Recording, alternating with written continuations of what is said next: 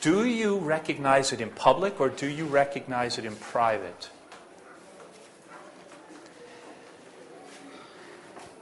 To me, Sonam, it depends on the safety level and the trust and the rapport the class has. If the safety level and the trust within the class members is very high, I think a teacher can use their judgment about even giving negative feedback in front of others.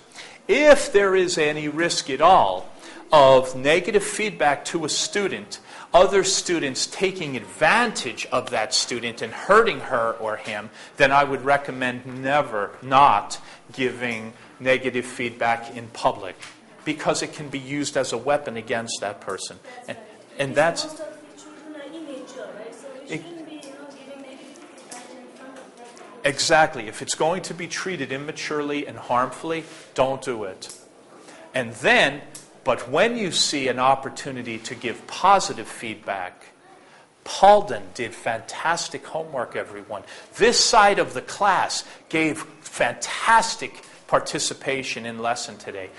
You can speak about it as an individual, or I prefer actually to talk about it in groups of giving positive feedback to teams or parts of classes that strengthen their sense of unity and encourage them to continue trying hard in their education. Okay? Great question. Let's jump to the security, safety needs of well-being. When a student is pursuing that in a positive and encouraged way, it presents to the class and to the teacher as a sense of well-being. When a student functions in a classroom or in a school with competence and recognition, people are noticing their competence, it will tend strongly toward them having experiences of well-being. I am doing well and others appreciate it. Therefore, I'm okay. That is a very neat dynamic for teachers to establish with their students. It's very neat.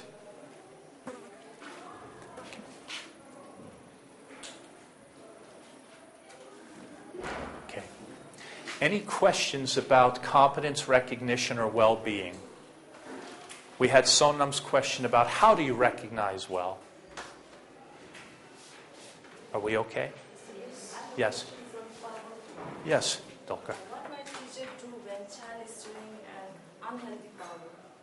Okay. That's a great question. How might a teacher respond when a student's after dysfunctional rebellion? They're showing unhealthy power. Yes?